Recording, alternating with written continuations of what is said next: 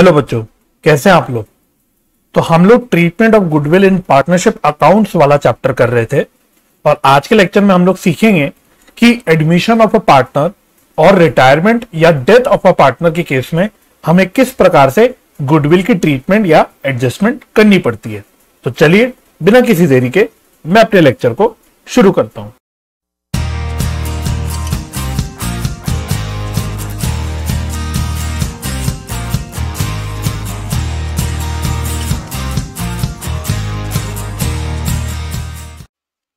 चलिए, तो आप लोग हेडिंग डालिएगा treatment of goodwill in case of admission of a partner. Admission of a partner के केस में हमें कैसे कैसे अपनी गुडविल की एडजस्टमेंट करनी पड़ती है। तो इसमें पहले लिखना शुरू करते हैं। तो इसमें लिखना, सबसे पहले लिखना case one.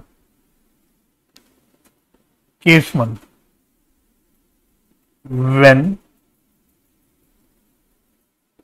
incoming partner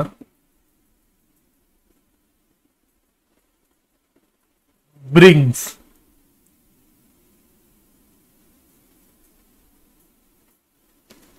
premium for goodwill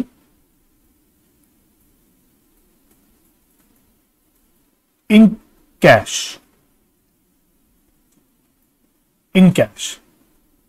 यानी कि अगर नया पार्टनर कैश में अपना गुडविल का शेयर लेके आता है, जिसको हम लोग क्या बोलते हैं, जिसको हम लोग बोलते हैं प्रीमियम फॉर गुडविल, तो उस केस में हमें क्या काम करना होता है। तो इसमें लिखना आप लोग, इसकी पहली नंबरिंग को आप लोग ऐसे कर लेना, केस वन। ठीक है, ओके। तो यहां पे हमें पहले क्या एंट्री करनी होती है, तो लिखना bank account debit to incoming partners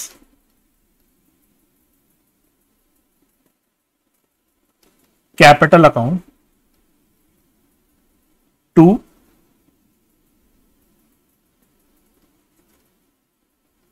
old partners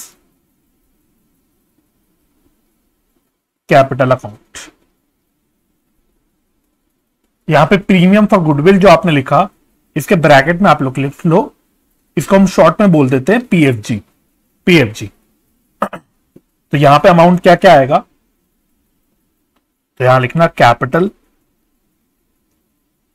brought in plus PFG. यहां लिखना कैपिटल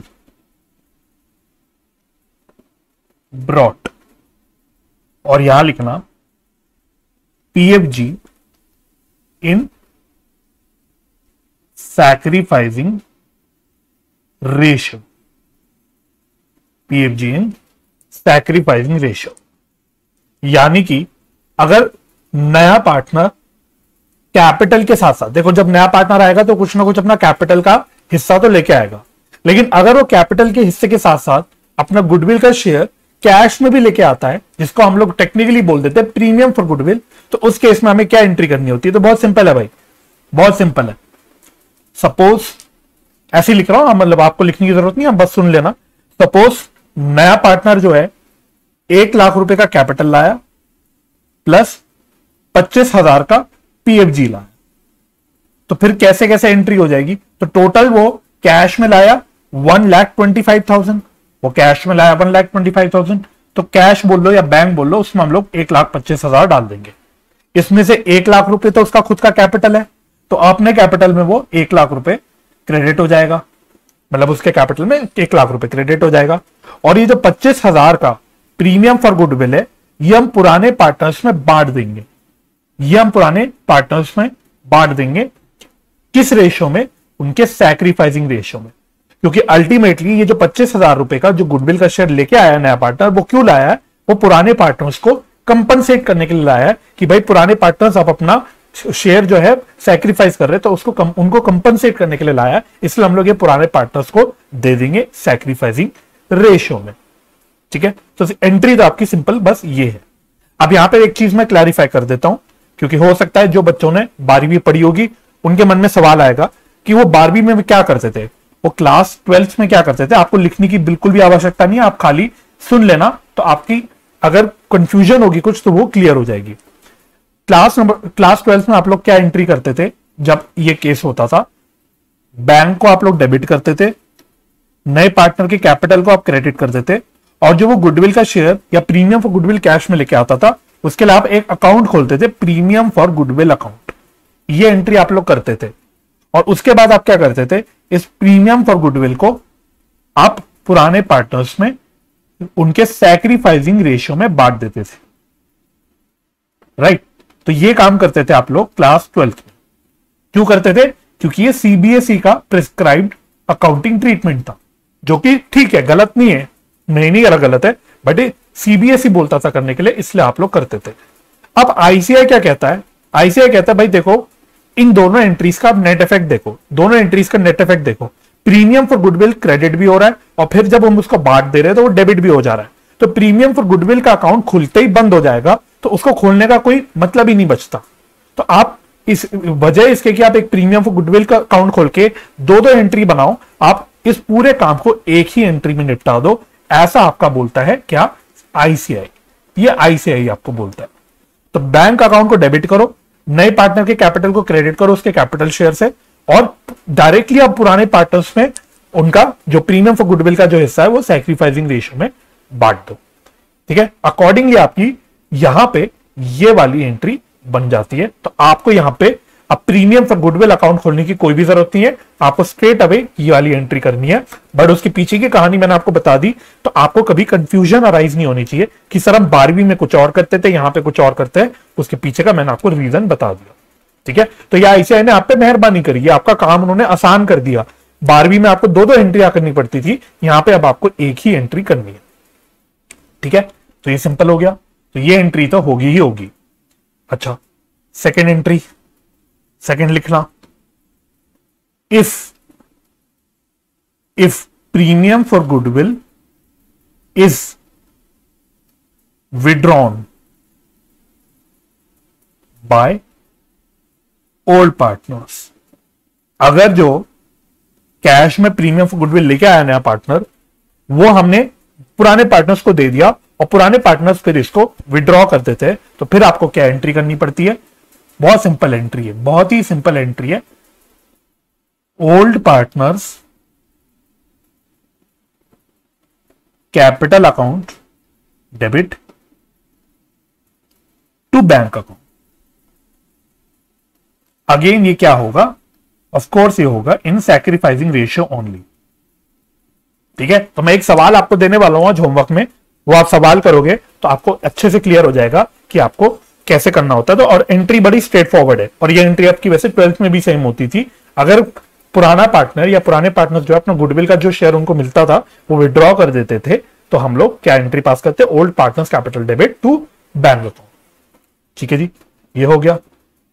ओके, तो ये हो गया हमारा काम खत्म, राइट। चलिए case 3, case 2, sorry case 2 case 2। या एक काम करना, केस 2 लिखने से पहले मैं आपको एक नोट लिखवा देता हूं जो आपको हेल्प करेगा आगे।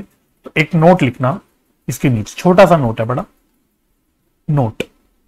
इफ incoming partner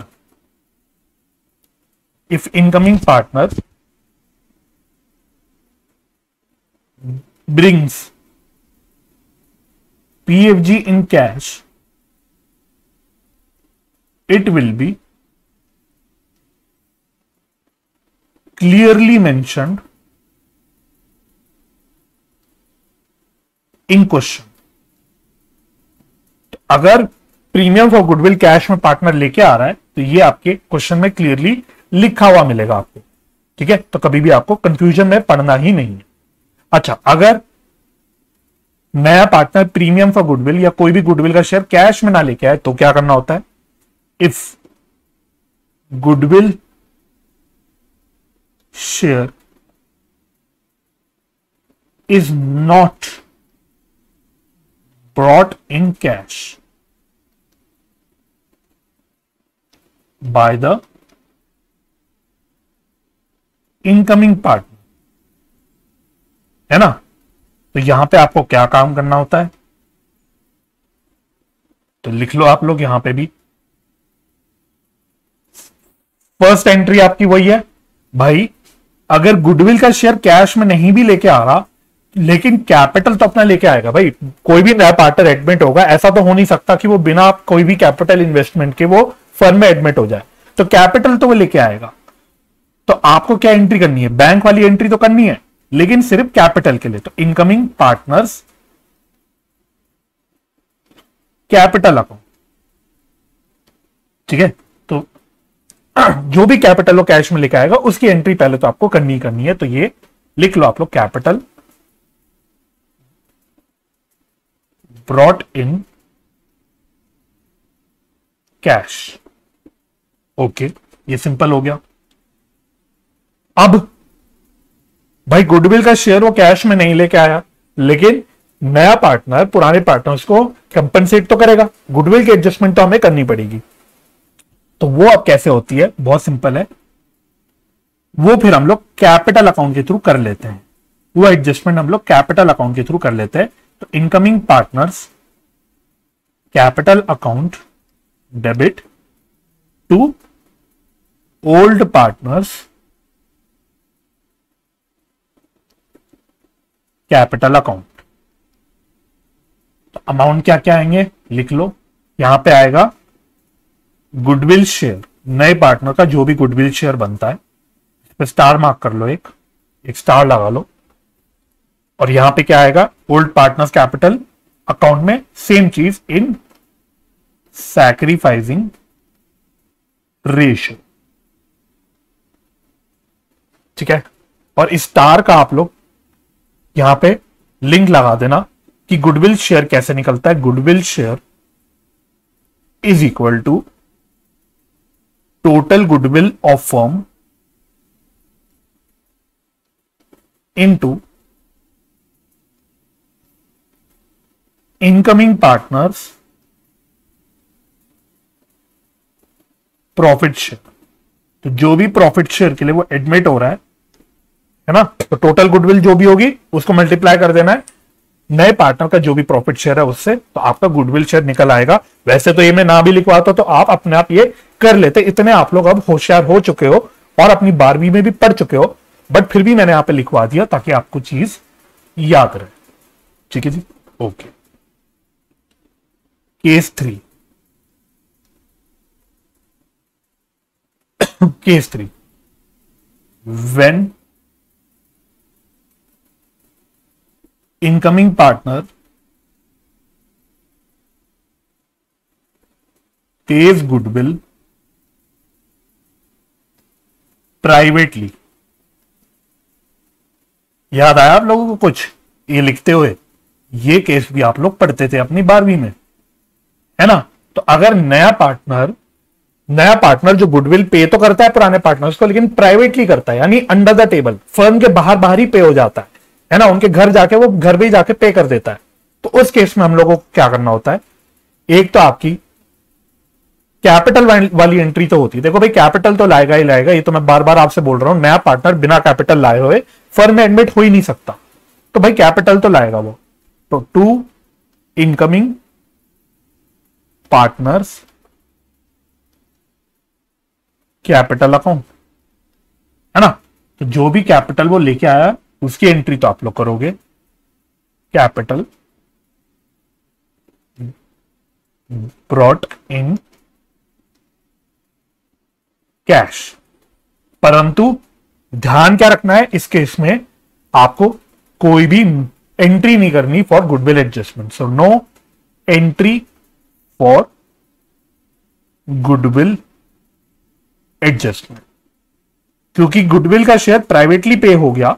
तो अब हम लोग फर्म की बुक्स में, क्योंकि इस फर्म के बार बार हो गया पेमेंट तो हुई गुडविल की, पुराने पार्टनर्स को कंपनसेशन तो मिला लेकिन फर्म के बाहर मिला, फर्म के बाहर ही काम हो गया, इसलिए फर्म के बुक्स में हम लोग कोई भी एंट्री नहीं करेंगे। No entry for goodwill adjustment, ठीक है जी।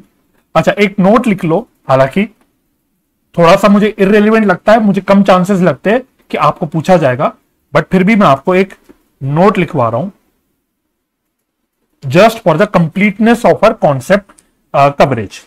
नोट लिखो एक, if any of the old partner also gains after admission,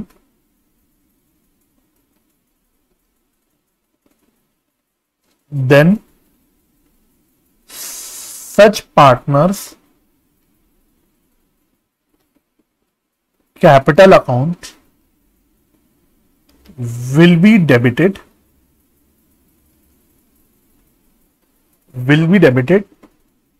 with gained share in goodwill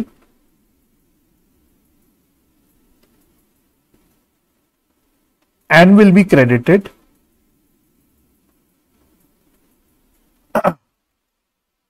in remaining partners in their sacrificing ratio. ठीक है जी। तो मतलब क्या हुआ कि अगर कोई पुराना पार्टनर भी गेन कर देता है, देखो जनरली क्या होगा, एडमिशन पे पुराने पार्टनर सैक्रिफाइस करेंगे, लेकिन कभी हो सकता है कि क्वेश्चन की फ्रेमिंग ऐसी हो जाए कि पुराना पार्टनर, कोई एक पुराना पार्टनर होगा जो जिसका प्रॉफिट शेयर बढ़ रहा होगा एडमिशन के बाद। तो भाई गुडविल एडजस्टमेंट में आपको मैंने क्रक्स वाली एंट्री लिखवाई थी, अगर आपको याद होगा लास्ट लेक्चर में मैंने सिंपल बताया था कि हमेशा याद रखना किसी भी रिकॉन्स्टिट्यूशन में जो हमारी क्रक्स होता है गुडविल एडजस्टमेंट का, वो क्या होता है कि गेनिंग पार्टनर सैक्रिफाइसिंग पार्टनर को कंपनसेट करता है हर केस में। तो आपको याद रखना है अगर कोई पुराना पार्टनर भी गेन करेगा तो वो भी पुराने पार्टनर्स को, यानी बचे हुए जो भी सैक्रिफाइसिंग पार्टनर्स है उनको कंपनसेट करेगा फॉर हिज गेन, मतलब गुडविल में जो भी गेन कर रहा है उतना वो कंपनसेट करेगा पुराने पार्टनर्स को। हालांकि मुझको लगता है कि कम चांस है कि आपके क्वेश्चन में आएगा, 12th में तो आ भी जाता था, बट यहां मुझे थोड़ा कम चांस लगता है, इसलिए मैंने आपको एक नोट लिखवा दिया कि अगर किसी क्वेश्चन में हो रहा हो तो आपको ये चीज याद रहनी चाहिए और आपको अकॉर्डिंगली काम करना चाहिए। ठीक है जी। तो आई थिंक इतनी आपके लिए कॉन्सेप्चुअल एंट्रीज काफी है, इसके बाहर आपसे आई डोंट थिंक कुछ भी पूछा जाएगा। तो मैं आपको कुछ इलस्ट्रेशन होमवर्क में दूंगा, क्लास के एंड में लिखवा दूंगा, जिसमें आपके सारे केसेस लग रहे होंगे, तो आपका रिवीजन हो जाएगा और आपकी कॉन्सेप्चुअल कवरेज हो जाएगी। ठीक है। तो वो छोटे छोटे इलस्ट्रेशंस है आपकी कॉन्सेप्चुअल क्लैरिफिकेशन के लिए, कॉन्सेप्चुअल अंडरस्टैंडिंग के लिए, तो वो आप लोग होमवर्क में करना। आई एम क्वाइट श्योर कोई दिक्कत नहीं होगी। मैं आपको एक बड़ा क्वेश्चन, एक अलग क्वेश्चन कराना चाहता हूं यहाँ पे एडमिशन का, तो फटाफट से मैं आपको एक स्टडी मटेरियल के क्वेश्चन में लेके आता हूं।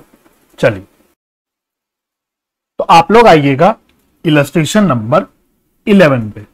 Illustration number 11 on page number 8.51, page number 8.51, इसको आप लोग मार्क करिए इंपॉर्टेंट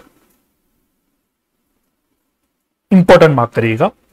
पढ़ना क्या कहता है, CU and AU were in partnership sharing profits and losses in the ratio of 5:3।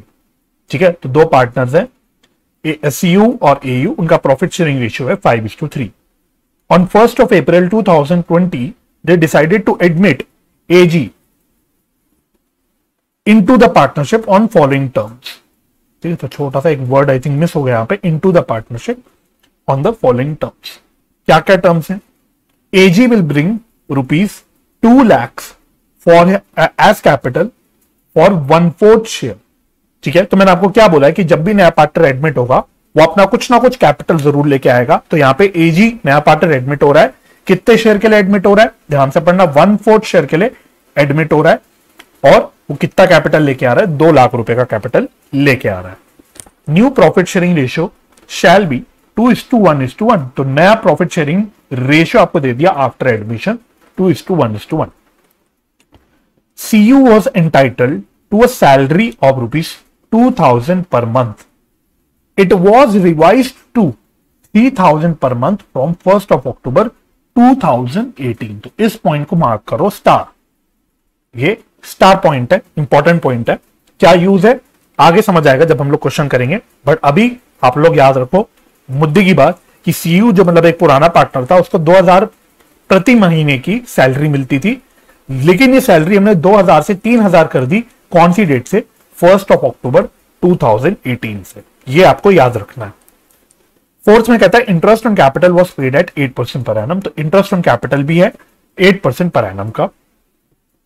Capitals as on 31 March 2020 यानी एडमिशन से एक दिन पहले वर सीयू का कैपिटल था 4 लाख, एयू का कैपिटल था 3 lakh, which had remained unchanged since last 4 years। मतलब पिछले 4 साल से दोनों भी पार्टनर्स का कैपिटल 4 लाख और 3 लाख ही है।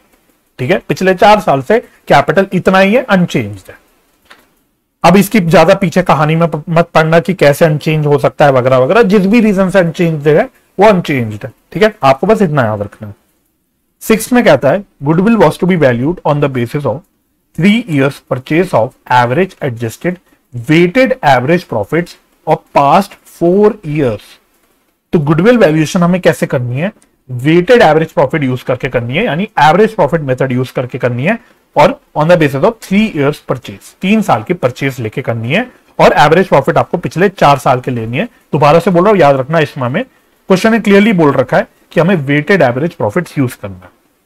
The profits of previous 4 years before charging interest on capital and salary to CU were as follows, यानी इंटरेस्ट ऑन कैपिटल और सैलरी देने से पहले आपको प्रॉफिट्स बता रखे हैं पिछले 4 साल के। 16-17 का है 2,10,000, 17-18 का है 2,60,000, 18-19 का है 2,10,000 और 19-20 का है 3,05,000। ठीक है, तो याद रखना ये इंटरेस्ट ऑन कैपिटल और सैलरी देने से पहले के प्रॉफिट्स हैं। These profits were subject to following rectification. ले आप लोग भी सोचते होंगे सर हर चैप्टर में रेक्टिफिकेशन कैसे चिपक जाता है? कोई भी चैप्टर करो उसके क्वेश्चन में रेक्टिफिकेशन का मसाला चिपक जाता है, बट चिपक जाता है क्योंकि आप लोग बनने वाले हो सीए, तो आप लोगों को एक्सपर्टीज होना चाहिए कि अगर कोई गलती है अकाउंट्स में, जिसकी चांसेस होने वाले, अगर जूनियर अकाउंटेंट्स अकाउंटिंग करेंगे तो बहुत चांसेस है कि कुछ ना कुछ गलती आप लोग पकड़ोगे, तो वो गलती आप कैसे रेक्टिफाई करोगे, इस चीज की आपको अच्छे से अंडरस्टैंडिंग होनी चाहिए। इसलिए वो लोग रेक्टिफिकेशन का मसाला अक्सर चिपका देते कई सारे सवालों में। अच्छा, क्या क्या रेक्टिफिकेशन है? रेक्टिफिकेशन देखना। अब मशीन कॉस्टिंग ₹40,000 परचेज्ड ऑन 1 अक्टूबर 2018, 1 अक्टूबर 2018 को हमने कोई 40,000 की मशीनरी खरीदी, was wrongly charge to revenue. मतलब हमने कैपिटल एक्सपेंडिचर किया, मशीन खरीदी मतलब कैपिटल एक्सपेंडिचर किया, बट हमने इसको रेवेन्यू एक्सपेंडिचर की तरह ट्रीट कर दिया। इसका मतलब हमने इसको प्रॉफिट एंड लॉस अकाउंट में खर्चे की तरह ट्रीट कर लिया। The machinery was depreciated at 20% per annum on WDV method. आपने इसको थोड़ा सा लैंग्वेज को मॉडिफाई कर दो, इसमें लिखना machinery was to be depreciated, ऐसे लिखना। ठीक है, तो machinery was to be depreciated at the rate of 20% per annum on written down value method. तो आपको मशीनरी पे 20% की डेप्रिसिएशन भी चार्ज करनी है। ठीक है जी। Stock on 31 March 2018 was over valued by 20,000 रुपए। इसका मतलब क्या हुआ? 31 मार्च 2018 का मतलब मैं कह सकता हूं 2017-18 का क्लोजिंग स्टॉक। ठीक है, 17-18 का क्लोजिंग स्टॉक हमारा ओवर वैल्यूड था कितने रुपए से? 20,000 रुपए से। ठीक है, there was a loss by fire amounting to ₹10,000 in the year 16-17। 16-17 में कुछ लॉस बाय फायर हुआ 10,000 का, which was not considered in trading account but correctly debited in the profit and loss account for that year. इसका मतलब क्या है? आपको याद होगा आप लोगों ने फाइनल अकाउंट्स में एडजस्टमेंट कर रखी है लॉस बाय फायर की, कि अगर हमारे कोई स्टॉक में नुकसान हो जाता है कोई आग वाग से या किसी भी और रीजन से, तो हमें क्या करना होता है? हमें उस लॉस को अपने ट्रेडिंग अकाउंट में क्रेडिट करना होता है। आपको याद होगा, मैं उम्मीद कर रहा हूं, ट्रेडिंग अकाउंट में हम लोग लॉस को क्रेडिट करते हैं और नेट लॉस को हम लोग P&L में डेबिट करते हैं। ये हमारी अकाउंटिंग एडजस्टमेंट होती है ऑफ लॉस बाय फायर। ठीक है, तो हमने P&L अकाउंट में तो डेबिट कर दिया, यहां पे हमने काम सही कर दिया, लेकिन हम ट्रेडिंग अकाउंट में क्रेडिट करना भूल गए। ये काम करना हम लोग भूल गए। अब इससे हुआ क्या होगा? आप इसका इंटरप्रिटेशन समझना। इससे हुआ क्या होगा? इससे हुआ ये होगा कि मेरा जीपी जो है वो 10,000 रुपए से कम आया होगा। मेरा जीपी 10,000 रुपए से कम आया होगा, क्योंकि मुझे 10,000 रुपए का जो लॉस है ये ट्रेडिंग में क्रेडिट करना चाहिए था। अगर मैं ट्रेडिंग में क्रेडिट करता तो मेरा जीपी 10,000 से ज्यादा आता, लेकिन मैंने नहीं किया तो 10,000 से कम आया। जब मेरा जीपी 10,000 से कम आया, जीपी से ही हम एनपी कैलकुलेट करते हैं, नेट प्रॉफिट कैलकुलेट करते हैं। तो अगर मैं कह रहा हूं मेरा ग्रॉस प्रॉफिट 10,000 से कम आया, इसका मतलब मैं ये भी कह सकता हूं कि मेरा 10,000 भी मेरा नेट प्रॉफिट भी 10,000 से कम ही आया होगा, राइट। तो अल्टीमेटली इसका क्रक्स क्या हो गया पूरे पॉइंट का, कि हमारा जो प्रॉफिट आ रहा होगा वो 10,000 रुपए से कम आ रहा होगा। ठीक है, तो एक बार देखो 16-17 का आपको देखो ये प्रॉफिट 2,10,000 का दिया हुआ है। इसका मतलब ये जो 2,10,000 का प्रॉफिट है, इसमें एक्चुअली ये 10,000 से कम आ रहा होगा, ये 10,000 से कम आ रहा होगा। ये आपका मेन पॉइंट हो गया। ठीक है, क्यों आ रहा होगा मैं समझता हूं, आप लोग समझ गए होगे, बिकॉज आपने फाइनल अकाउंट्स की एडजस्टमेंट्स पढ़ रखी है, तो आपको ज्यादा तकलीफ नहीं हो रही होगी इस पॉइंट से। ठीक है, डी में कहता है debtors as on 31 March 2020 included bad debts of ₹5,800। इसका सिंपल मीनिंग ये हो गया कि 31 मार्च 2020 मतलब अकाउंटिंग ईयर कौन सा हुआ। आप लोगों को अकाउंटिंग ईयर आइडेंटिफाई करना आना चाहिए। जब मैं 31 मार्च 2020 कह रहा हूं, तो यानी कौन से अकाउंटिंग ईयर में फॉल कर रहा होगा, 2019-20 में। यानी 19-20 के साल में कुछ बैड डेट्स हुए हमारे 5,800 में, लेकिन ये अभी हमारे डेटर्स में इंक्लूडेड है। इसका मतलब ये बैड डेट्स अभी हमने रिकॉर्ड ही नहीं करे, हमने रिकॉग्नाइज ही नहीं करे। ठीक है, तो बैड डेट्स एक नुकसान होता है। तो सिंपल भाषा में एक 5,800 का नुकसान हमारा जो 19-20 का था वो हमने रिकॉर्ड नहीं करा, राइट। तो हो गई बात क्लियर। तो ये हमारी सारी एडजस्टमेंट्स हो गई, गलतियां हो गई, जो भी बोलो, हमारा सारा काम ये है। 7th में कहता है AG shall bring his share of goodwill in cash. तो ये मैंने देखो आपको लिखवाया था कि जब भी गुडविल का शेयर कैश में आ रहा होगा तो ये क्वेश्चन में क्लियरली वो बता देगा आपको, तो कभी भी आपको कंफ्यूजन में नहीं पड़ना। तो यहां जैसे उसने क्लियरली बोल दिया कि नया पार्टनर अपना गुडविल का शेयर कैश में लेके आ रहा है, इसका मतलब कैपिटल के अलावा अपना गुडविल का शेयर भी लेके आ रहा है। You are required to calculate the amount of goodwill. तो पहले तो आपको गुडविल की कैलकुलेशन करनी है। पहला तो बड़ा काम आपका वही है कि आप गुडविल निकालो, क्योंकि गुडविल निकालने के लिए आपको इतनी सारी एडजस्टमेंट्स करनी है। So you are required to calculate amount of goodwill AG is suppose to bring, कि कितना गुडविल वो लेके आए, and journal entry for the same. तो आपको गुडविल की एंट्री क्या पास करोगे ये भी करना है। ठीक है जी, आ जाओ। अच्छा सवाल है, इसमें आपकी गुडविल का पॉइंट भी टेस्ट हो जाएगा। आ जाओ जी, इलस्ट्रेशन नंबर 11। तो जब भी गुडविल कैलकुलेशन करनी होती है, तो मैंने आपको लिखवाया था लास्ट क्लास में कि हमको जो प्रॉफिट्स लेने होते हैं, जो हम प्रॉफिट्स लेते हैं गुडविल कैलकुलेशन के लिए, वो अल्टीमेटली होता है फ्यूचर मेंटेनेबल प्रॉफिट्स या adjusted profits. Future maintainable profits बोलो, एडजस्टेड प्रॉफिट्स बोलो, कुछ भी बोल लो, हमें प्रॉफिट्स में कुछ एडजस्टमेंट्स कभी कभार करनी पड़ती है। ये मैंने आपको लिखवाया था, तो उसकी यहां पे आपकी देखो प्रैक्टिस होने वाली है। ठीक है, तो सबसे पहले हम लोग निकालते हैं कैलकुलेशन ऑफ एडजस्टेड प्रॉफिट्स।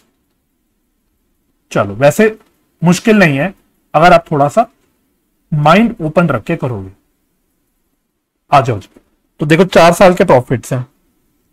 अभी एडजस्टमेंट्स आपको करनी कैसे होती है। 4 साल के प्रॉफिट्स है, 16-17, 17-18, 18-19 और 19-20। ठीक है, सबसे पहले आप प्रॉफिट्स लिखो जो आपको दिए हुए हैं, प्रॉफिट्स गिवन जो सवाल में आपको दे रखे हैं चारों सालों के। तो 16-17 का दिया 2,10,000, 17-18 का दिया 2,60,000, 18-19 का दिया 2,10,000, 3,05,000 दिया है आपका 19-20 का। अच्छा, याद रखना क्वेश्चन ने बोला हुआ है कि हमें वेटेड एवरेज प्रॉफिट यूज करना है, हमको वेटेड एवरेज प्रॉफिट यूज करना है। बट हो सकता है आप में से कुछ बच्चे बोले कि सर ये जो प्रॉफिट्स दिए हुए हैं इसमें कोई ट्रेंड तो नहीं नजर आ रहा, 2 से 2,60 बढ़ रहा है, फिर 2,60 से कम हो रहा है 2,10, फिर से 3,05,000 बढ़ रहा है। तो हमें यहाँ ट्रेंड नहीं नजर आ रहा, ना ही अपवर्ड ना ही डाउनवर्ड। तो हम वेटेड एवरेज यूज ही क्यों कर रहे हैं। तो अभी उसके लिए थोड़ा सा रुक जाना, अगर मन में सवाल आया पहले आप लोग एडजस्टेड प्रॉफिट निकालना। चलो, अब एक एक करके सारी गलतियों को ठीक करते हैं। पहले हम लोग गलतियों को ठीक करते हैं। तो पहले ए पॉइंट में जो मशीन हमने खरीदी थी जिसको हमने रेवेन्यू एक्सपेंडिचर की तरह ट्रीट कर दिया था, उसकी हम लोग ट्रीटमेंट कर देते हैं। तो उसको ठीक करने के लिए आप क्या करोगे, उसको ठीक करने के लिए आप क्या करोगे, क्योंकि आपने कैपिटल एक्सपेंडिचर को रेवेन्यू एक्सपेंडिचर की तरह ट्रीट कर रखा है, इसका मतलब आपने बेसिकली एक्सेस खर्चा रिकॉर्ड कर रखा है, अपनी किताबों में एक्सेस खर्चा रिकॉर्ड कर रखा है, जिसकी वजह से आपके प्रॉफिट्स कम आ रहे होंगे, जिसकी वजह से प्रॉफिट्स कम आ रहे होंगे। तो हमको इसको ऐड करना पड़ेगा। तो मैं प्लस लिखूंगा, capital expenditure treated as revenue expenditure, क्योंकि हमने पूरा कैपिटल एक्सपेंडिचर को रेवेन्यू एक्सपेंडिचर की तरह ट्रीट कर लिया, तो हमारे प्रॉफिट्स कहीं ना कहीं कम आ रहे होंगे, इसलिए हम लोग इसको ऐड बैक कर देंगे ठीक करने के लिए। अच्छा, साल कौन सा लेंगे, कौन सा साल है, डेट दे रखी है 1 अक्टूबर 2018। तो 1 अक्टूबर 2018 कौन से साल में फॉल करेगा सर, वो 18-19 में फॉल करेगा। ठीक है, तो मैं उम्मीद करता हूं ये चीज आप लोग रिकॉग्नाइज कर सकते हो। तो 18-19 में ये फॉल करेगा, तो इसको हम लोग 18-19 में ऐड कर देंगे, तो 40,000 का खर्चा आता है। ठीक है, चलो अब एक बात ध्यान रखो भाई, अगर हम लोग इसको प्रॉपर्ली कैपिटल एक्सपेंडिचर की तरह ट्रीट करते, जो हमें करना चाहिए था, यानी हमें एक मशीन को अपने पास रिकॉर्ड करना चाहिए था, तो अगर हम एक मशीन को अपने पास रिकॉर्ड करते तो उस मशीन पे हम लोग डेप्रिसिएशन कैलकुलेट करते, तो डेप्रिसिएशन हमें कैलकुलेट करना चाहिए था। तो जो डेप्रिसिएशन हमें चार्ज करना चाहिए वो अब हम लोग चार्ज कर लेंगे, क्योंकि अभी तक हमने वो चार्ज नहीं किया था।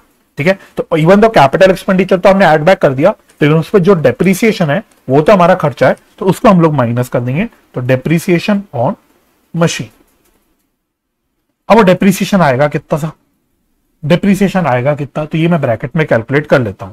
तो 40,000 की मशीन है, डेप्रिसिएशन का रेट उसने बता रखा था 20% का, लेकिन आंख बंद करके पूरे साल का मत ले लेना, क्योंकि मशीन हमने 1 अक्टूबर को परचेज की है, तो 1 अक्टूबर से 31 मार्च यानी सिर्फ 6 मंथ्स का डेप्रिसिएशन हमको चार्ज करना चाहिए, सिर्फ 6 मंथ्स का डेप्रिसिएशन हमको चार्ज करना चाहिए।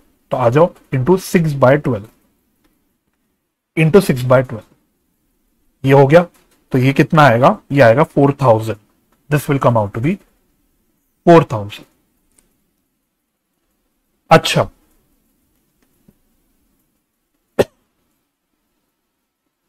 अब एक और बात का ध्यान रखना, एक और बात का ध्यान रखना, जब हमने 18-19 में मशीन रिकॉर्ड कर दी, 18-19 में मशीन रिकॉर्ड कर दी, उस पे तो हमने डेप्रिसिएशन सही से ही चार्ज कर दी, लेकिन ये मशीन पे डेप्रिसिएशन अगले साल भी लगना चाहिए, डेप्रिसिएशन तो हर साल लगेगा ना। तो 1920 में भी डेप्रिसिएशन हमने चार्ज नहीं किया हुआ था, तो हमें 1920 का भी डेप्रिसिएशन चार्ज करना पड़ेगा। अब सवाल ने बोला हुआ है WDV मेथड, WDV मेथड, तो सेकेंड ईयर यानी 1920 का आप लोग डेप्रिसिएशन कैसे कैलकुलेट करोगे। 40,000 की मशीन थी, इसमें से आपने 18-19 में 4,000 का डेप्रिसिएशन चार्ज कर लिया, इसमें से 4,000 का डेप्रिसिएशन चार्ज कर लिया, यानी अब 36,000 की आपकी बच गई WDV।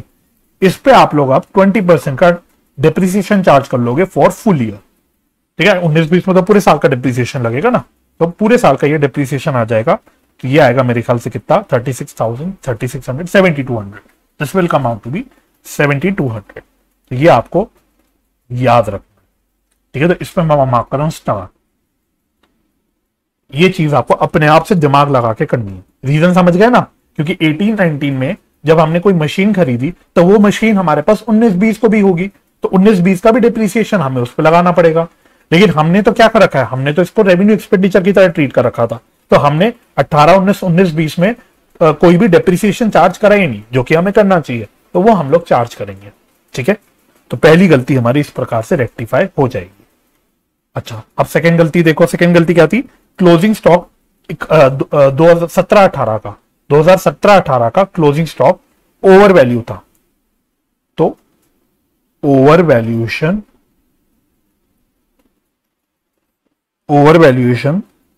Of closing stock. तो देखो भाई, इन्वेंट्री का चैप्टर आप लोग पढ़ चुके हो, और वहां पे हम लोग डिस्कस कर चुके थे कि जब भी ओवर वैल्यूएशन या अंडर वैल्यूएशन होता है क्लोजिंग या ओपनिंग स्टॉक, तो उसका प्रॉफिट्स पे क्या इंपैक्ट होता है। तो वो मैं अब आपके साथ दोबारा से चर्चा नहीं करूंगा, क्योंकि वो अच्छे से हम डिटेल में चर्चा भी कर चुके हैं और लिख भी चुके हैं इन्वेंट्री वाले चैप्टर में। ठीक है, तो over valuation of closing stock होता है, तो सिंपल भाषा में बोलो तो इससे हमारा प्रॉफिट भी ओवर स्टेटेड होता है, हमारा प्रॉफिट ओवर स्टेटेड होता है, तो इसलिए हम लोग इसको माइनस कर देंगे। तो 17-18 का क्लोजिंग स्टॉक क्योंकि ओवर वैल्यूड है, 17-18 का क्लोजिंग स्टॉक ओवर वैल्यूड है, तो हमारे 17-18 के प्रॉफिट्स भी ओवर स्टेटेड होंगे, तो हमको ये इसको माइनस करना पड़ेगा। तो कितना का था स्टॉक ओवर वैल्यूएशन का 20,000, तो 20,000 से हम लोग माइनस कर देंगे प्रॉफिट्स को। अच्छा, अब स्टार पॉइंट, अब स्टार पॉइंट लिखना जो आपको याद रखना है। अगर मैं कह रहा हूं मेरा 17-18 का क्लोजिंग स्टॉक ओवर वैल्यू है, तो क्या मैं कह सकता हूं कि 18-19 का ओपनिंग स्टॉक भी ओवर वैल्यू होगा, क्योंकि करंट ईयर का क्लोजिंग स्टॉक नेक्स्ट ईयर का ओपनिंग स्टॉक होता है। तो अगर 17-18 का करंट ईयर का क्लोजिंग स्टॉक ओवर वैल्यूड है, तो यानी 18-19 का ओपनिंग स्टॉक भी ओवर वैल्यूड होगा। तो ये हमको अपने आप से करना है। अच्छा, जब ओपनिंग स्टॉक ओवर वैल्यूड होता है तो हमारे प्रॉफिट्स अंडर स्टेटेड होते हैं। जब ओपनिंग स्टॉक ओवर वैल्यूड होता है तो हमारे प्रॉफिट्स अंडर स्टेटेड होते हैं। तो इसको ठीक करने के लिए हमें अब इसको ऐड करना पड़ेगा, over valuation of opening stock. इस पे मैं लगा रहा हूं स्टार, क्योंकि ये ध्यान रखने वाला पॉइंट है, ये आपको अपने आप से माइंड अप्लाई करके करना पड़ेगा। तो 20,000 हम नेक्स्ट ईयर का ओपनिंग स्टॉक क्योंकि ओवर वैल्यूड है उसको हम लोग ऐड बैक कर देंगे। ठीक है जी, हो गया, ओके। नेक्स्ट गलती, एक लॉस बाय फायर हुआ था, तो इसमें मैंने आपको बता ही दिया कि क्योंकि हमारा ग्रॉस प्रॉफिट 16-17 का क्या है कम आ रहा होगा, क्योंकि हमने ट्रेडिंग अकाउंट में इसको क्रेडिट नहीं करा, तो हमें इसको ऐड बैक करना पड़ेगा। तो प्लस लॉस बाय फायर, और वैसे लॉस बाय फायर एक अबनॉर्मल लॉस भी होता है, तो इसको हमें वैसे भी ऐड बैक करना पड़ता है। तो कर लो इसको add back. Loss by fire कौन से साल में हो, 16-17, तो 16-17 के प्रॉफिट्स में हम लोग इसको ऐड बैक कर लेंगे। ठीक है, तो हम ऐड बैक क्यों कर रहे हैं मैं आपको ये समझा देता हूं। पहले थोड़ा मैंने गड़बड़ समझाया शायद मेरे ख्याल से, मैं आपको दोबारा समझा देता हूं। जब हमने लॉस बाय फायर बोला 10,000 रुपए का, जब हमने लॉस बाय फायर बोला 10,000 रुपए का, तो इसकी ट्रीटमेंट क्या बोली हमने कि हमें ट्रेडिंग में इसको क्रेडिट करना चाहिए 10,000 को, और फिर पीएनएल को में हमें इसको डेबिट करना चाहिए 10,000। ठीक है। अच्छा, सवाल ने बोला कि हमने इसको ट्रेडिंग अकाउंट में क्रेडिट नहीं करा, लेकिन पीएनएल में डेबिट करा, पीएनएल में डेबिट करा। अब आप इसको ऐसे सोचना है, लॉस बाय फायर एक अबनॉर्मल लॉस है, अबनॉर्मल लॉस को हमें ऐड बैक करना पड़ता है। ठीक है, तो हमारा लॉस अल्टीमेटली कितने का है जो हमने पीएनएल में दिखा रखा है 10,000 रुपए का, तो इसलिए हम लोग इसको ऐड बैक कर रहे हैं। ठीक है, तो ये आपको याद रखना है। तो दिस इज अबनॉर्मल लॉस, ये अबनॉर्मल लॉस है, इसलिए हम लोग इसको ऐड कर रहे हैं। ठीक है जी, ओके। नेक्स्ट गलती तो सिंपल सी है, हमने एक बैड डेट्स रिकॉर्ड नहीं करे, तो अब हम लोग इसको रिकॉर्ड कर देते। तो बैड डेट्स हमारे कौन से साल में थे, 18-19 में थे। यहां कुछ नहीं, यहां कुछ नहीं, यहां कुछ नहीं, 5800 के बैड डेट्स थे यहां पे, तो यहां मैं माइनस कर देता हूं। इतनी बात क्लियर हो गई। ठीक है, यहां तक कोई भी दिक्कत नहीं। अच्छा, ये तो रेक्टिफिकेशन ऑफ गलतियां होगी, हमारी एरर्स की रेक्टिफिकेशन हो गई। इसके अलावा जब हम लोग प्रॉफिट्स की कैलकुलेशन करते हैं, जब हम एडजस्टेड प्रॉफिट्स की कैलकुलेशन करते हैं, तो जो भी हमने पार्टनर्स को सैलरी इंटरेस्ट वगैरह दिया वो सब हमको हटाना पड़ता है। तो एक तो हमें पार्टनर्स को इंटरेस्ट ऑन कैपिटल देना है, हमें एक तो पार्टनर्स को इंटरेस्ट ऑन कैपिटल देना है। अब ये इंटरेस्ट आप निकालोगे कैसे, तो आपको पिछले 4 सालों के कैपिटल बता रखे अनचेंज है, पिछले 4 सालों के कैपिटल अनचेंज है। तो कितने कैपिटल थे उनके, सीयू का कैपिटल 4 लाख था, और एयू का कैपिटल 3 लाख था, और इंटरेस्ट ऑन कैपिटल का रेट बता रखा है 8%। बस, तो हर साल आपका इंटरेस्ट ऑन कैपिटल सेम रहेगा क्योंकि आपके कैपिटल ही अनचेंज है। तो 7 लाख का 8% है बेसिकली कितना, 56,000। तो हर साल हम लोग 56,000 प्रॉफिट्स में से माइनस कर देंगे।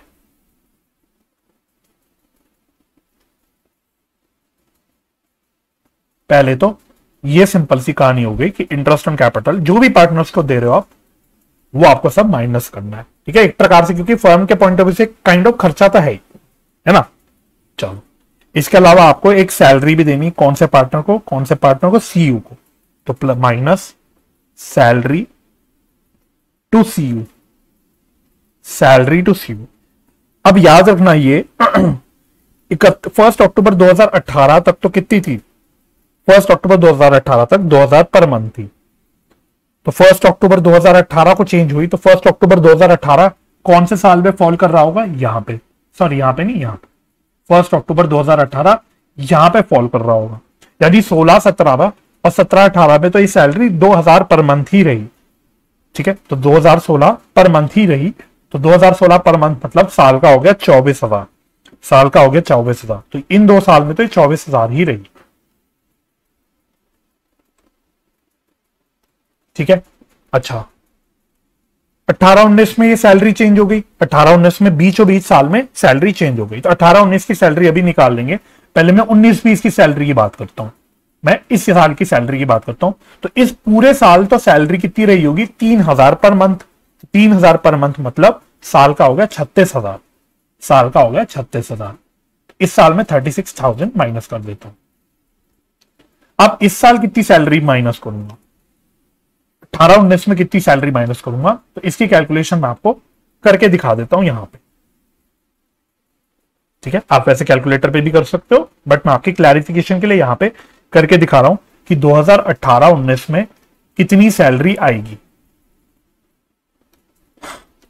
तो 1 अक्टूबर 2018 तक तो सैलरी थी 2000 प्रति महीना, तो 1 अक्टूबर 2018 तक मतलब अप्रैल, मई, जून, जुलाई, अगस्त, सितंबर, यानी 6 महीना, 6 मंथ्स तक ये 2000 पर मंथ थी, तो 2000 इंटू 6 प्लस ये सैलरी 1 अक्टूबर से हो गई 3,000 पर महीना, तो 1 अक्टूबर से लेके 31 मार्च तक यानी बचे हुए 6 महीने में ये सैलरी रही 3,000 पर मंथ, 6 महीने के लिए 3,000 हो जाएगी, तो ये कितनी आ जाएगी, 12,000 प्लस 18,000 दैट इज 30,000, 30,000, ठीक है, इस प्रकार से आपकी सैलरी आ जाएगी 30,000 की यहां पे, सिंपल, बस खत्म, सारी एडजस्टमेंट्स आपने कर ली। आ जाओ जी, सारी एडजस्टमेंट्स आपने कर ली, तो अब एडजस्टेड प्रॉफिट्स आपके आ गए, एडजस्टेड प्रॉफिट्स आ गए, तो 16-17 का आ रहा होगा 1,40,000, 17-18 का आ रहा है 1,60,000, 18-19 का आ रहा है 1,80,000 और 19-20 का आ रहा है 2,00,000। तो पहले तो ये देखो क्या हमारा ट्रेंड बन गया। अब जब मैं एडजस्टेड प्रॉफिट देख रहा हूं तो क्या अब आपको ट्रेंड नजर आ रहा है, 1,40,000, 1,60,000, 1,80,000, 2,00,000, तो बढ़ रहा है, इंक्रीमेंटल ट्रेंड है, अपवर्ड ट्रेंड है ना। तो अब आपका देखो ट्रेंड भी आ गया, तो क्वेश्चन ने आपको वेटेड एवरेज यूज करने बोला है, तो अब आपको जस्टिफाइबल लग रहा होगा कि भाई हाँ यहाँ पे ट्रेंड है तो ठीक है वेटेड एवरेज यूज करना ठीक है, ऑल्दो नहीं भी होता, किसी रीजन से नहीं भी होता तो आप वेटेड एवरेज तब भी यूज करते क्योंकि सवाल ने बोल रखा है, ठीक है। आ जाओ, अब हमें नेक्स्ट करना है calculation of weighted average profit और गुडविल।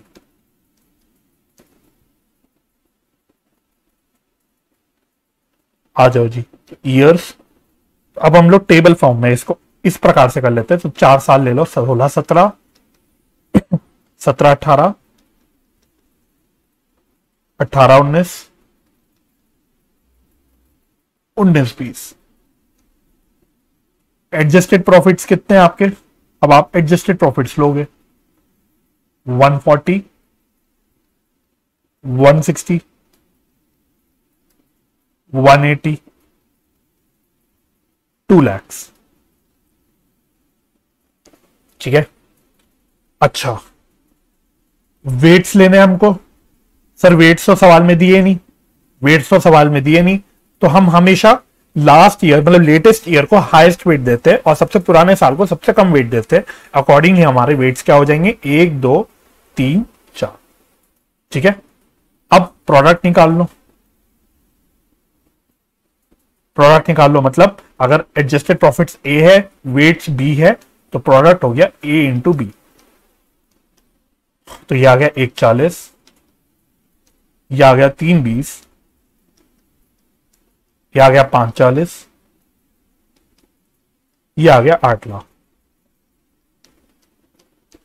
ठीक है, तो टोटल ऑफ वेट्स और टोटल ऑफ प्रोडक्ट आप लोग निकाल लो। तो वेट्स का टोटल आ रहा है 10, प्रोडक्ट्स का टोटल आ रहा है कितना, 18 lakh.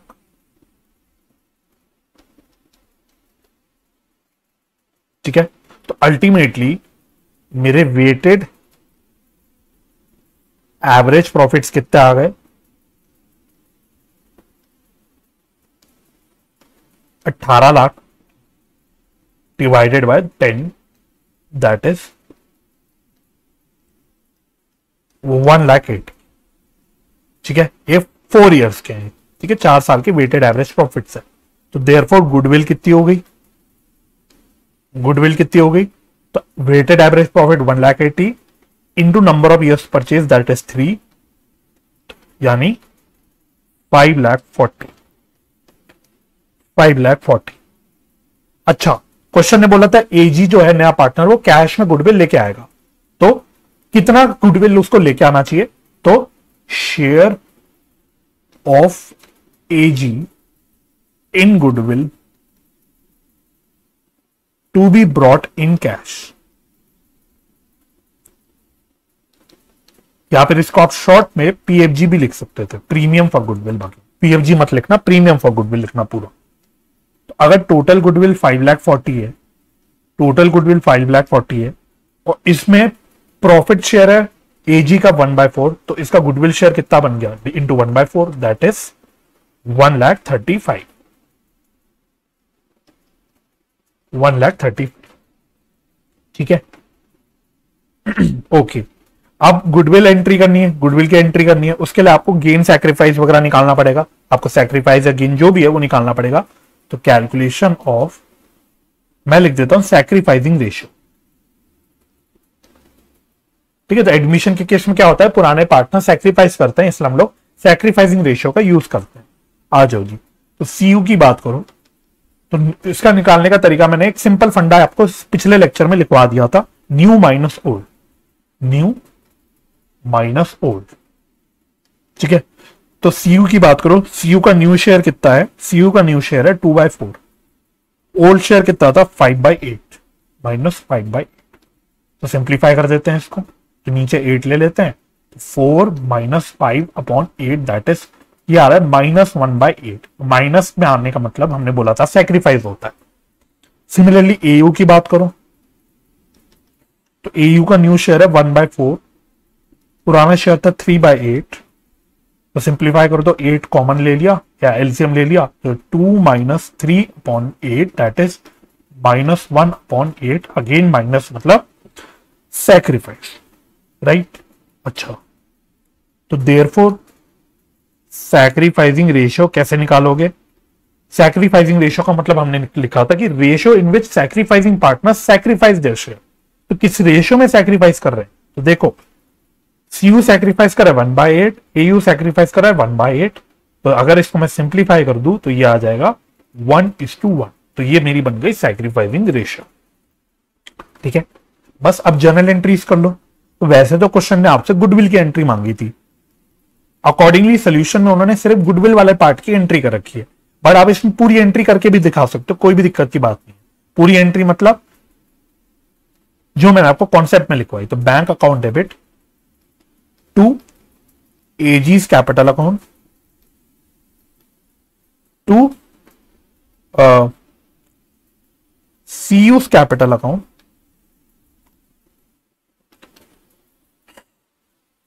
To AU's capital account.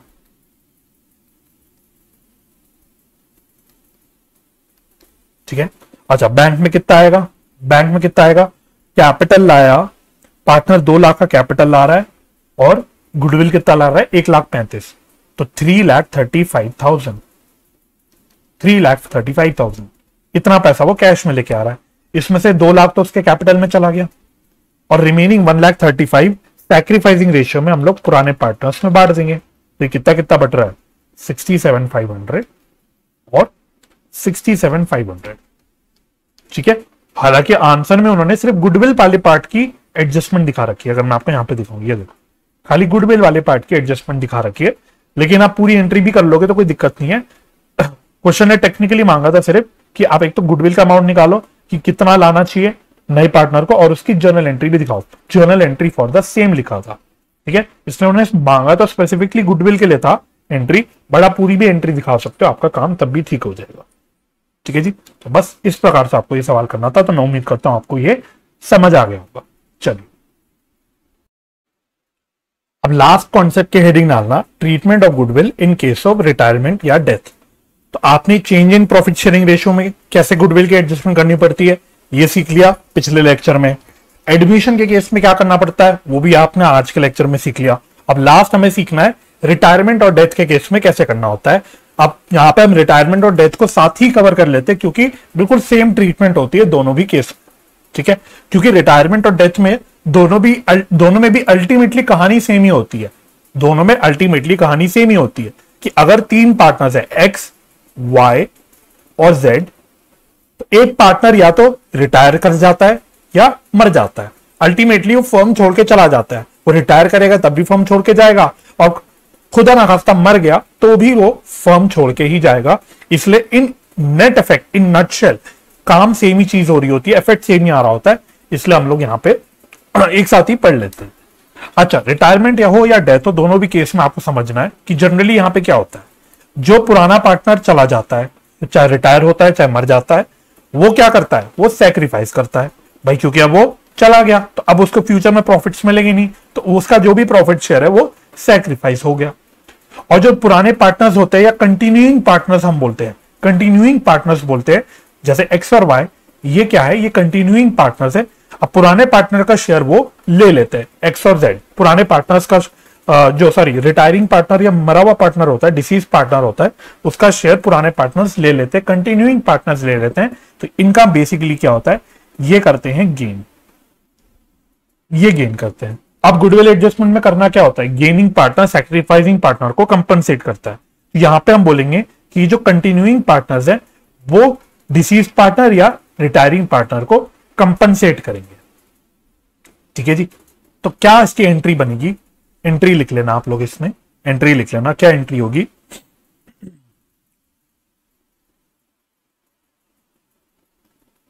Continuing partners capital account debit. तो गेनिंग पार्टनर्स को हम लोग हमेशा डेबिट करते हैं, तो continuing partners capital account debit to retiring oblique deceased partners capital account. अच्छा, यहां पे जो भी रिटायरिंग पार्टनर होगा या डिसीज पार्टनर होगा उसका आएगा गुडविल शेयर, उसका आएगा गुडविल शेयर, और ये देंगे अपने गेनिंग रेशियो में, तो अपनी गेनिंग रेशियो में कंपनसेट करेंगे। तो यहां पे हम लोग गेनिंग रेशियो की बात करते हैं।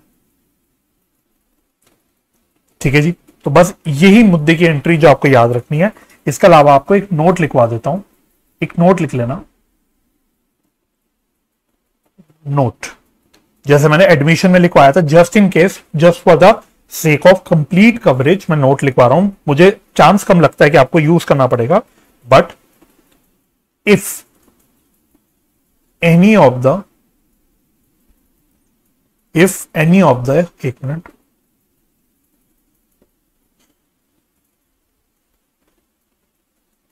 continuing partner also sacrifices on retirement oblique death, then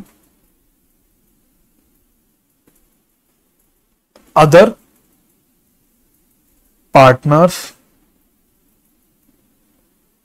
will also compensate such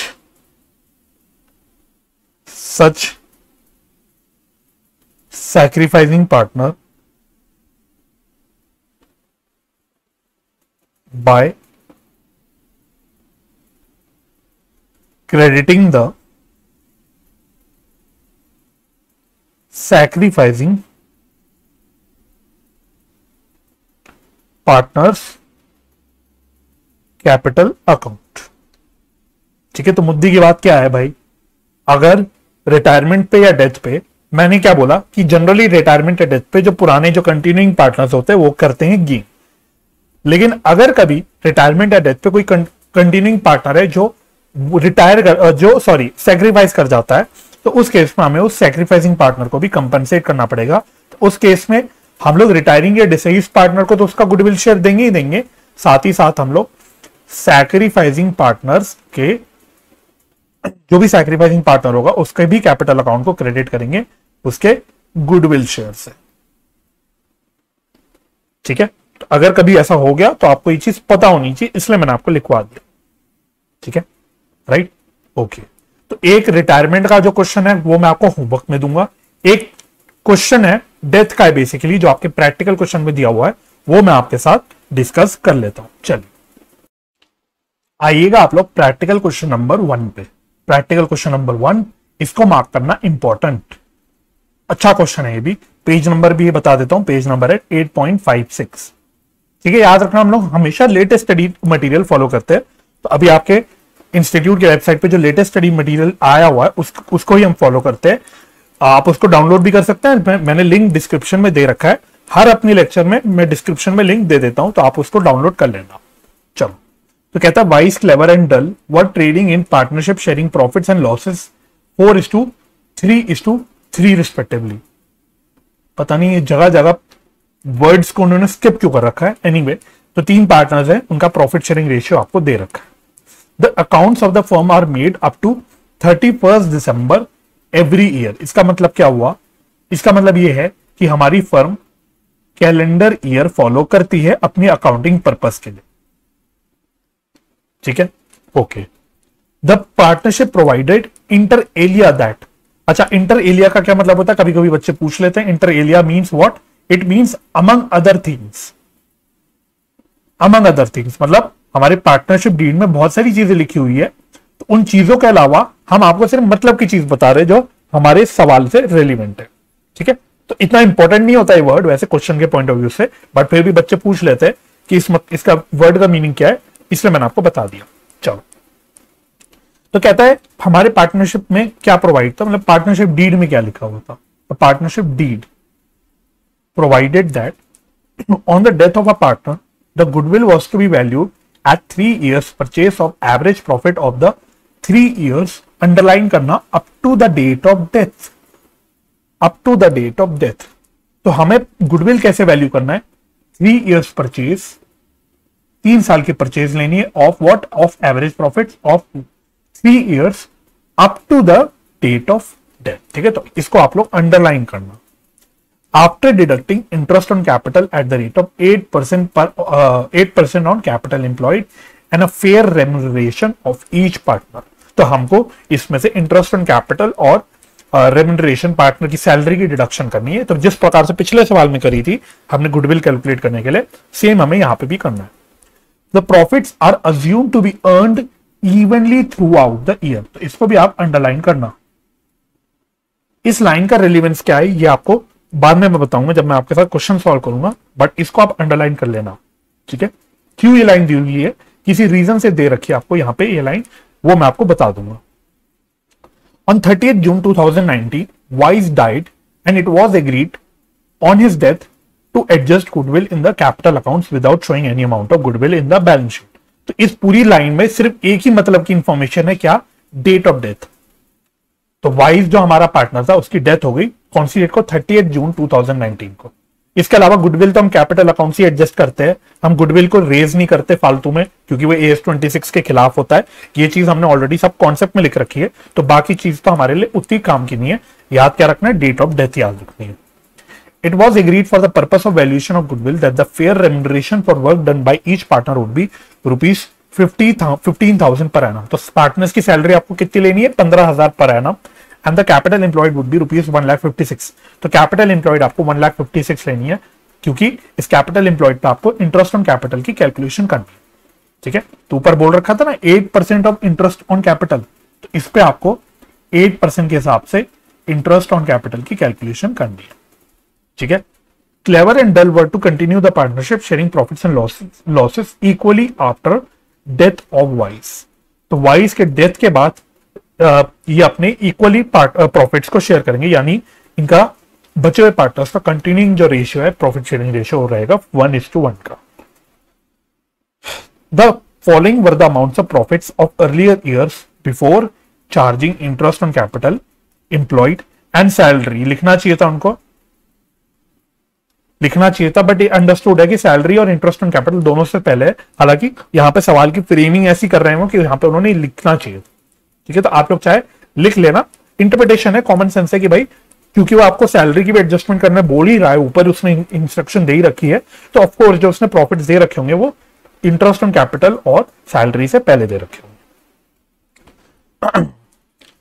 क्या क्या प्रॉफिट्स आपको दे रखे, तो 4 साल के 2016, 17, 18, 19। ठीक है, तो आपको इस तरह साल क्यों दे रखा है, याद रखना यहाँ पे कैलेंडर ईयर दे रखा है, यहाँ पे कैलेंडर ईयर दे रखा है, यानी 31 दिसंबर 2016 को साल खत्म हुआ, 31 दिसंबर 2017 को साल खत्म हुआ, 31 दिसंबर 2018 को साल खत्म हुआ, 31 दिसंबर 2019 को साल खत्म हुआ। ठीक है, तो उसके प्रॉफिट्स दे रखे हैं। You are required to compute the value of goodwill and show the adjustment therein the books of firm. तो अल्टीमेटली काम तो आपका गुडविल का ही है कि गुडविल कैलकुलेट करो और उसके एडजस्टमेंट दिखाओ। यहाँ पे जो सब काम है हमारा, जो भी कारनामा है, जो भी चीज हमें यहाँ पे सीखनी है वो गुडविल कैलकुलेशन करने के लिए सीखनी है। सवाल ने क्या बोला हुआ है, ध्यान रखना, जो हमें प्रॉफिट्स लेने for the purpose of goodwill calculation वो लेने 3 साल के up to the date of death. आ जाओ जी, इसका मतलब क्या है, यही एक पॉइंट है जिसकी वजह से सवाल कराना जरूरी हो जाता है। इसके अलावा क्वेश्चन में कोई भी दिक्कत की बात नहीं है। प्रैक्टिकल क्वेश्चन नंबर 1, आ जाओ जी, मुद्दे की डिस्कशन करते हैं, आ जाओ। क्वेश्चन बोल रहा है आपसे, क्वेश्चन आपको कहानी बता रहा है, तो एक मैं छोटी सी टाइमलाइन बनाता हूं, जिससे आपको चीज समझ आ जाएगी। अगर ये थोड़ी सी सीधी बन जाए, मैं काम करता हूं, सीधी बनाते हैं ना टाइमलाइन, तभी तो काम बनेगा हमारा। एक टाइमलाइन की हेल्प से इसको समझते। चलिए, तो आपको पिछले 4 साल की इंफॉर्मेशन दे रखी है, तो मैं इसको 4 साल में तोड़ देता हूं। 1, 2, 3 और 4। यह है 2016 का मतलब 1 जनवरी 16 से लेके 31 दिसंबर 16। यह है 2017 मतलब 1 जनवरी 2017 से लेके 31 दिसंबर 2017। यह 2018 लिखता हुआ चलता, 2016, 17, 18, यानी 1 जनवरी 2018 से लेके 31 दिसंबर 2018।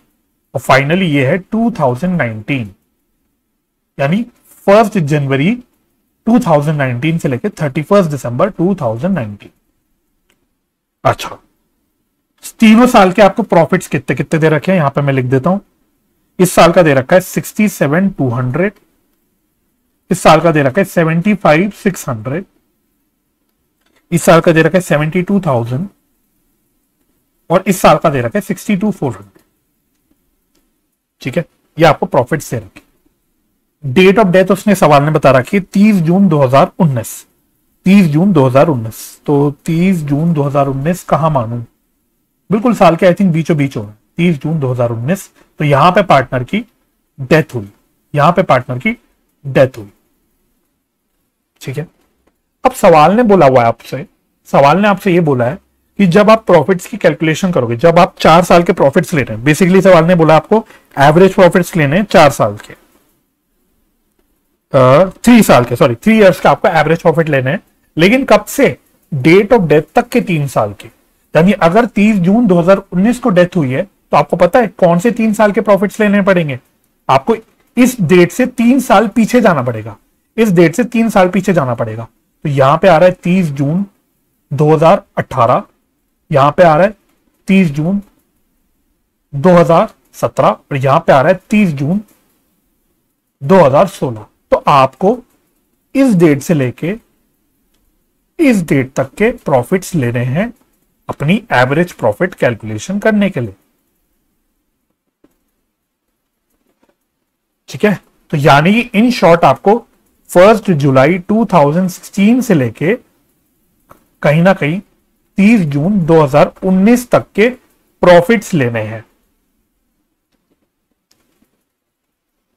ठीक है, अब यहां पे दिक्कत क्या है, आप नोटिस करना, आपको जो प्रॉफिट्स दे रखे हैं वो तो आपको पूरे साल के दे रखे हैं, 67,200, 75,600, 72, 62,400, है ना।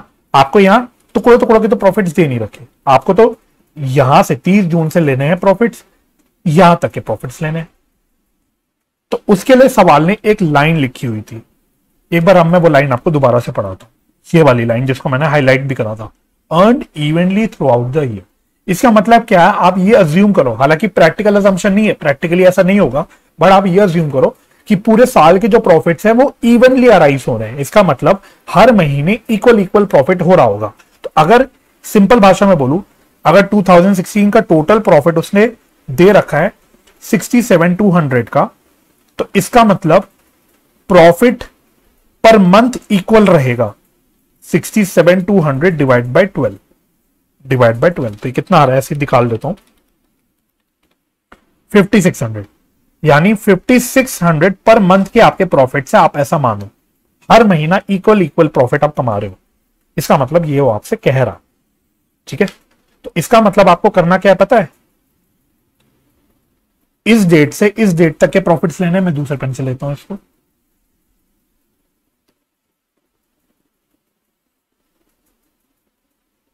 तो आपको इस डेट से इस डेट तक का प्रॉफिट चाहिए। ठीक है, आपको फिर यहां से लेके यहां तक का प्रॉफिट चाहिए, फिर आपको यहां से लेके यहां तक का प्रॉफिट चाहिए, फिर आपको यहां से लेके यहां तक का प्रॉफिट चाहिए। तो यहां से लेके यहां तक का प्रॉफिट आपको कैसे लेना है, अगर पूरे साल का, अगर यहां से आप यहां तक देखोगे तो 6 महीने पड़ रहे हैं, 30 जून से लेके 31 दिसंबर 6 महीने पड़ रहे हैं। तो अगर पूरे साल का 67,200 है तो 6 महीने का प्रॉफिट कितना होगा, 67,200 का आधा। ठीक है, फिर 2016 का पूरा 2017 का पूरा ले लेना, ये तो कोई दिक्कत नहीं, 2018 का पूरा ले लेना, कोई भी दिक्कत नहीं। फिर 2018, 31 दिसंबर 2018 या 1 जनवरी 2018 से लेके 30 जून फिर से 6 महीने पड़ रहे हैं। तो यहां पे भी आपको पूरे साल का 2019 का 62,400 का प्रॉफिट दे रखा है। तो इस 6 महीने का प्रॉफिट कितना लेना पड़ेगा, 62,400 का आधा, 62,400 का आधा। तो एक बार मैं निकाल लेता हूं, 67,200 का आधा कितना आ रहा है, आ रहा है 33,600 और इसका आधा कितना आ रहा है, 62,400 का आधा, ये आ रहा है 31,200। ठीक है, तो पहले ये डायग्राम चाहे तो आप बना लेना, अगर आपको कंफ्यूजन होती होगी इस पॉइंट के ऊपर, इस डायग्राम से होपफुली आपको चीज क्लियर हो जाएगी। अब आप प्रॉफिट्स निकालो, अब मैं एवरेज प्रॉफिट्स निकालता हूं इसकी हेल्प से। एवरेज प्रॉफिट्स कब से कब तक का हमें को लेना है, 3 इयर्स का, 1 जुलाई 2016 से लेके डेट ऑफ डेथ 30 जून 2019 तक का। ठीक है, ये हमको निकालना है। तो आप कैसे लोगे, अभी आप सैलरी और इंटरेस्ट ऑन कैपिटल को फिलहाल के लिए इग्नोर करना, वो हम बाद में ले लेंगे एक साथ, अभी फिलहाल आप इग्नोर करना। तो हमें पहले 3 साल के प्रॉफिट्स लेना है। तो 3 साल के प्रॉफिट्स लेने के लिए आपको पहले लेना होगा 2016 के 6 महीने का प्रॉफिट। ठीक है, डायग्राम तो आपके अंडरस्टैंडिंग के लिए, लेकिन एग्जाम में तो आपको कैलकुलेशन प्रॉपर्ली दिखानी पड़ेगी। तो 2016 का 6 मंथ्स का प्रॉफिट आपको लेना पड़ेगा। वो आप कैसे लोगे, 67,200 डिवाइडेड बाय या इनटू हाफ, इसका आधा भी ले सकते हो, जो कि हमने कितना निकाला, 33,600।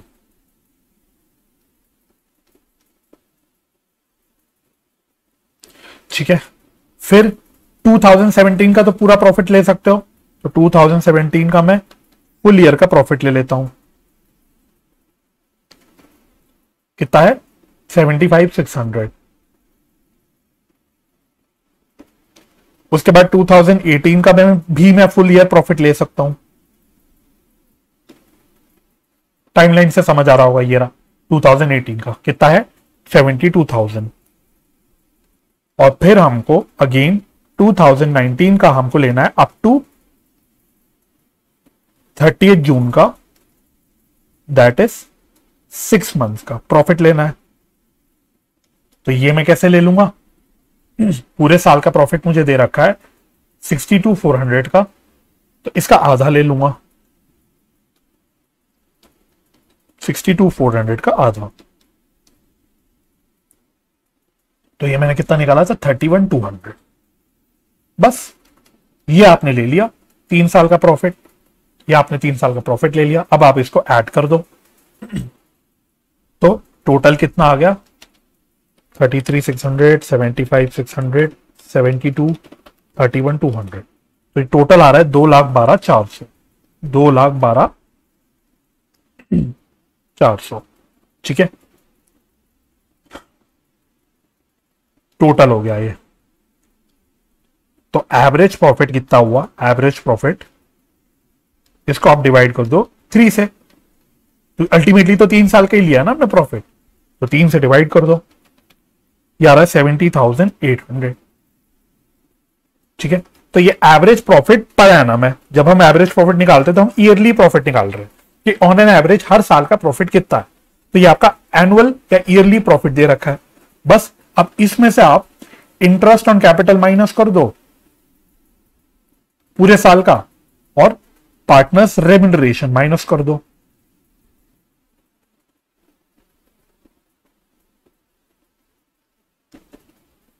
ठीक है, कितना कितना आएगा, ये कितना कितना आएगा। तो इंटरेस्ट ऑन कैपिटल बोला था उसने 8% लेना है, और कैपिटल एम्प्लॉयड कितना बता रखा था सवाल में उसने 1,56,000। ठीक है, और सैलरी तो उसने दे ही रखी थी 15,000 पर एनम।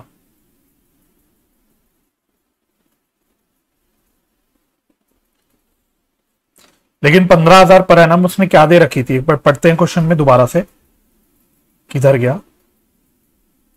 उसने बोला था fair remuneration of each partner, her partner को 15,000 पर एनम देना है, और फिर उसने नीचे 15,000 पर एनम का प्रॉफिट जो रेम्यूनरेशन बताया था वो ईच पार्टनर का बताया, मतलब हर पार्टनर का 15,000 पर एनम का प्रॉफिट है। तो 3 पार्टनर है टोटल, तो सैलरी मैं कितनी लूंगा, अगर एक पार्टनर का 15,000 है, टोटल 3 पार्टनर्स है, तो इंटू 3 कर दूंगा। ठीक है जी, तो सिंपल है वैसे, बस क्वेश्चन की लैंग्वेज केयरफुली पढ़नी है। इंटू 8%, ये आ रहा है 12,480, और ये कितना आ रहा है 45,000। तो मेरे एडजस्टेड एवरेज प्रॉफिट्स कितने आ गए, तो 70,800 का वैसे आ रहा था, इसमें से 12,480 का इंटरेस्ट ऑन कैपिटल माइनस कर दिया, 45,000 का पार्टनर्स का रेम्यूनरेशन माइनस कर दिया, तो ये बचा 13,320। ठीक है, तो बस गुडविल कितनी आ गई, तो 13,320 एवरेज प्रॉफिट है, into number of years purchase. तो नंबर ऑफ ईयर्स परचेज कितना बोला था उसने 3, इंटू 3 39,960। 39,960। इसमें वाइस की डेथ हुई थी, तो वाइस का शेयर कितना बन गया, तो 39,960 तो टोटल फर्म का गुडविल है। इसमें इसका प्रॉफिट शेयर था 4/10 इंटू 4/10, तो ये आ रहा है 15,984। 15,984। ठीक है, ओके। अब यहां पे हमें गेनिंग रेशियो निकालना है, हमें यहां पे गेनिंग रेशियो निकालना है, तो कैलकुलेशन ऑफ गेनिंग रेशियो। वैसे मैं आपको एक चीज नोटिस करवाना चाहता हूं, आप ओल्ड रेशियो देखो, ओल्ड रेशियो कितना था 4:3:3। इसमें क्लेवर और डल का आपसी रेशियो था 3:3। क्लेवर और डल का एब्सोल्यूट रेशियो था, मतलब आपसी रेशियो था 3:3 का, यानी इक्वल। और न्यू रेशियो कितना बता रखा है उन्होंने क्लेवर और डल का? न्यू रेशियो भी क्वेश्चन ने इक्वल ही बोला है, क्वेश्चन ने इक्वल ही बोला है। तो जब भी ऐसा केस होता है कि जो कंटिन्यूइंग पार्टनर्स है उनका आपसी रेशियो बदलता नहीं है, उस केस में हमारा गेनिंग रेशियो आ जाता है। ये आपने पढ़ा है आपने वैसे 12th में। इस केस में हमारा गेनिंग रेशियो आता है इक्वल टू यही 1:1, यही हमारा गेनिंग रेशियो रहेगा। This will be your gaining ratio also. But ये मैं कैलकुलेट करके भी आपको दिखा देता हूं, ठीक है, मैं आपको कैलकुलेट करके भी दिखा देता हूं। तो अगर क्लेवर की बात करें तो न्यू माइनस ओल्ड वाला फंडा लगाओ, तो न्यू रेशियो है कितना? इक्वल 1/2, 1:1। पुराना रेशियो कितना था? 3/10 था। तो ले लो नीचे 10 एलसीएम में, तो 5 - 3/10 दैट इज 2/10। पॉजिटिव मतलब गेन। फिर डल की बात करो, न्यू रेशियो 1/2, पुराना रेशियो 3/10, तो same 5 - 3/10 that is 2/10, again gain. तो गेनिंग रेशियो कितना हो गया? What is the gaining ratio?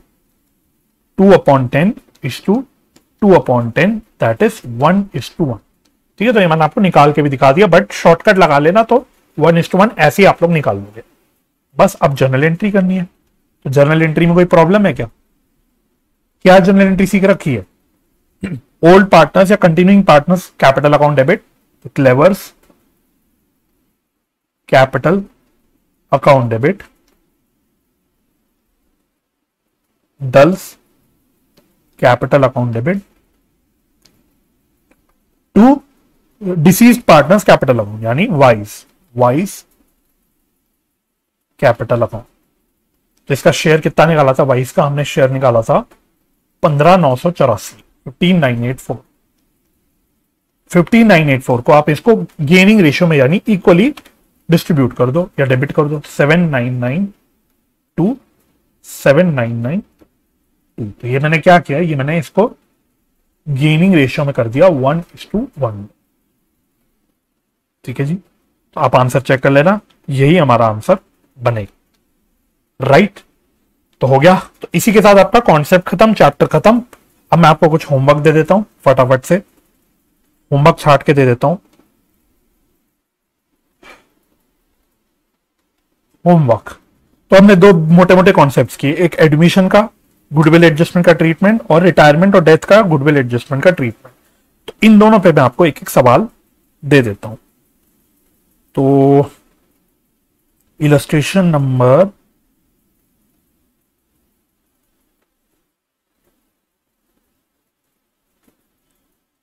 illustration number